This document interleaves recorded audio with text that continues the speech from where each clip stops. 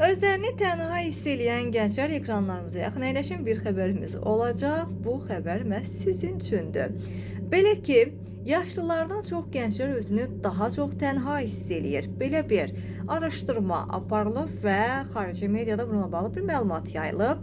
20 dekabr tarixdə Gündəm xəbərinin efirində bir məlumatı diqqətinizə çatdıracağıq. Belə ki, Böyük Britaniyada 16-29 yaşlılar arasında tənha hiss eləyənlərin faizi digər yaş qrupları ilə müqayisədə daha yüksəkdir. Gündəm xəbər verir ki, bu barədə məlumatı BBC yayıb.